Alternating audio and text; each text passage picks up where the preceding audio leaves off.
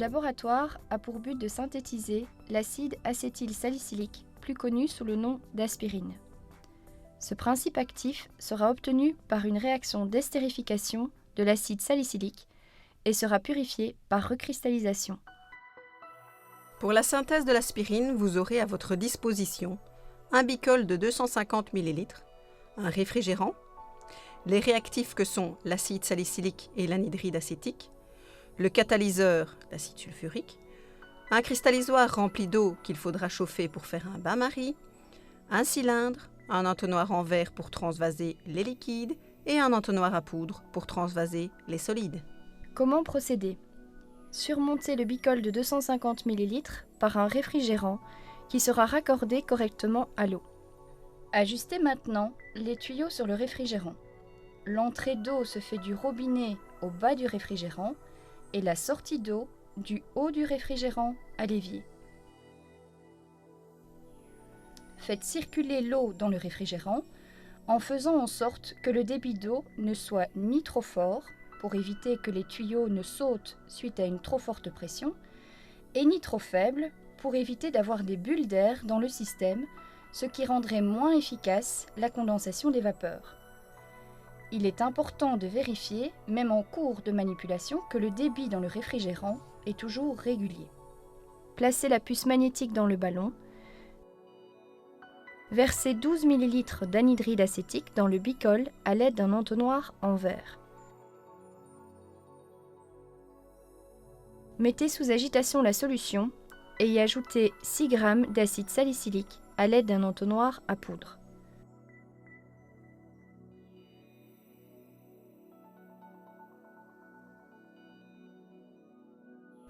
Ajoutez ensuite à la pipette Pasteur 5 gouttes d'acide sulfurique concentré. Attention, c'est un acide corrosif. Soyez vigilant et prudent lors de son utilisation. Refermez le bicol avec un bouchon en verre adapté. On veillera à ce que le système soit bien hermétique. Pour ce faire, n'oubliez pas qu'il est nécessaire de graisser les rodages en verre. Lors du montage de distillation, il est primordial de ne pas avoir de fuite. Il est donc nécessaire d'utiliser des pièces de verrerie qui s'adaptent parfaitement les unes aux autres.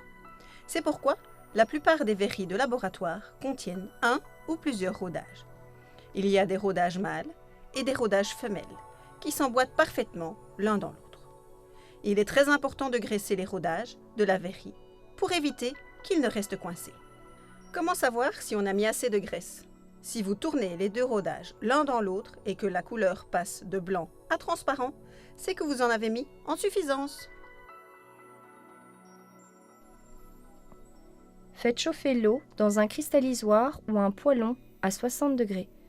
Petite astuce, cette étape peut être effectuée en premier lieu, avant la mise en place de l'appareillage, en vue de gagner un peu de temps.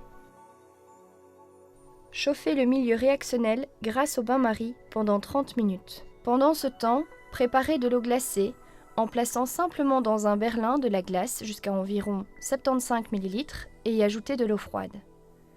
Passé ce laps de temps, on remet le milieu à température ambiante, toujours sous agitation, en retirant simplement le bain-marie. Nous allons maintenant quencher la réaction, c'est-à-dire la stopper, en ajoutant environ les 75 ml d'eau glacée dans le bicol. Utilisez un entonnoir à poudre car il sera plus facile de faire tomber les morceaux de glace dans le ballon. Laissez agiter 10 minutes. Vous pouvez éventuellement refroidir le ballon avec un bain de glace pour aider à la précipitation du solide. Dans ce cas-là, pour préparer le bain de glace, veuillez toujours ajouter de l'eau froide avec la glace dans le cristallisoire pour avoir simplement un maximum de surface de contact avec le ballon à refroidir. L'étape suivante est ce que l'on appelle généralement le work-up, c'est-à-dire le traitement de la réaction. Le précipité sera filtré sur Buchner et lavé avec de l'eau glacée. Pour ce faire, vous aurez à votre disposition un cristallisoire contenant de la glace, un berlin contenant de l'eau glacée, un fritté en verre, un système de filtration appelé Buchner, du papier pH et une solution aqueuse de chlorure de fer 3. Le Buchner est un système qui permet d'effectuer des filtrations sous pression réduite. Le montage est constitué d'une fiole à vide, d'un joint et d'un fritté. Comment procéder? La première chose à faire est de brancher la trompe à eau en ouvrant au maximum le robinet d'eau. Le passage de l'eau à grande vitesse dans la trompe à eau crée la dépression, le vide. Ensuite, ce système d'aspiration est branché sur la fiole à vide. On déverse la suspension à filtrer dans le fritté. Le principe est simple. On y verse le liquide à filtrer qui est aspiré par le vide créé par la trompe à eau. Le filtrat est recueilli dans la fiole à vide et le solide demeure dans le fritté. Le solide resté dans le ballon va être récupéré en le mettant en suspension dans de l'eau glacée et en filtrant à nouveau dans le fritté. Cette méthode permet une filtration plus rapide et plus efficace que la simple filtration par gravité. Petite astuce, on peut utiliser un papier filtre pour éviter de boucher les pores du verre frité. Si c'est le cas, il faut mouiller le papier filtre avec le même solvant que celui de la solution à filtrer, dans ce cas-ci, de l'eau. Et on le place ensuite sur le Buchner. On peut également utiliser le papier filtre pour les frités dont les pores sont beaucoup trop gros.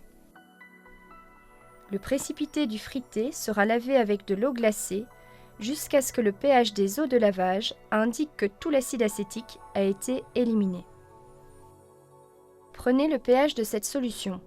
Si celui-ci est aux alentours de 1,2, il faudra vider l'eau de lavage et recommencer la procédure jusqu'à ce que le pH soit d'environ de 5,6. Pour laver efficacement tout le solide, comment faut-il faire? Débrancher l'aspiration. Verser le solvant refroidi de façon à recouvrir d'une hauteur de 1 à 2 mm le solide dans le fritté et mettre le solide en suspension. Rebrancher l'aspiration. Bien essorer et sécher par aspiration prolongée le produit solide.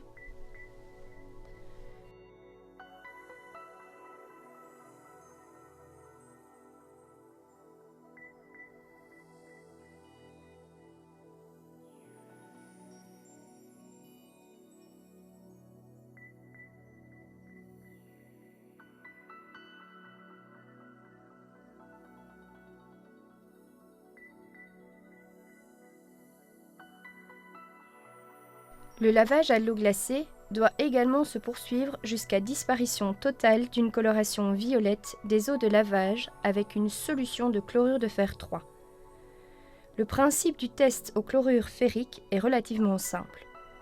La solution jaune de chlorure de fer 3 en présence de la fonction phénol devient violette et donc révélera la présence d'acide salicylique caractérisé par une fonction phénol. Si seul l'acide acétylsalicylique est présent, la solution restera jaune.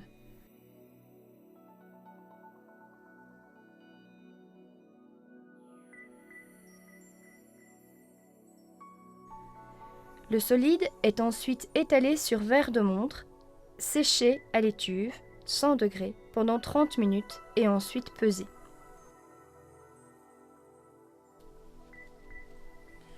Pour la purification de l'aspirine, nous allons effectuer une recristallisation.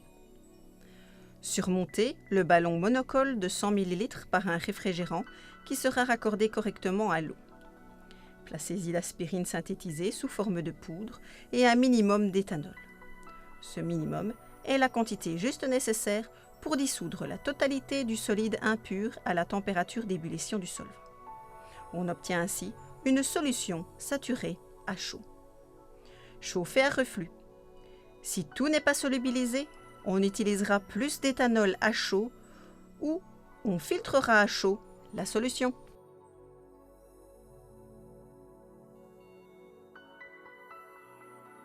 On additionne 2,5 fois le volume en éthanol d'eau. Le milieu est placé dans un bain eau-glace sous agitation pendant 15 minutes. Le solide est filtré et est étalé sur un verre de montre pour être séché à l'étuve à 45 degrés et ensuite être pesé.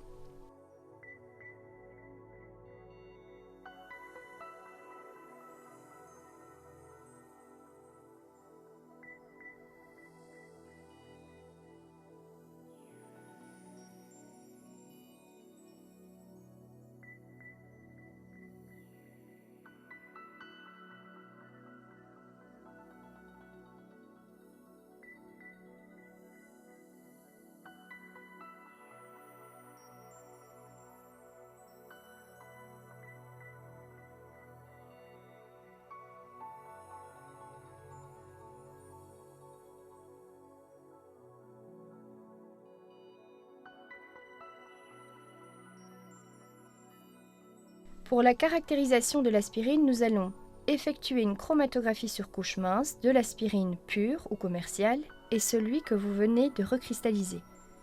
Prendre le point de fusion de l'aspirine. Pourquoi détermine-t-on un point de fusion? Le point de fusion est la température à laquelle solide et liquide coexistent en équilibre. Ce principe implique que la comparaison entre le point de fusion expérimental d'un composé et son point de fusion exact, qui est répertorié dans les tables, fournit une indication concernant sa pureté. L'identification des substances solides par ce procédé se fera à l'aide d'un banc Koeffler. Le banc comprend une plaque chauffante soumise à un chauffage caractérisé par un gradient de température, un curseur mobile et une échelle de lecture allant de 50 à 250 degrés.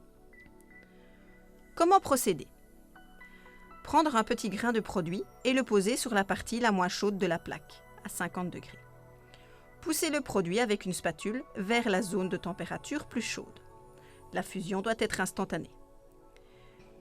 Amenez le curseur sur la tache de produit fondu et faire la lecture sur l'échelle ci-dessous. Faites une deuxième fois l'opération afin d'affiner votre mesure.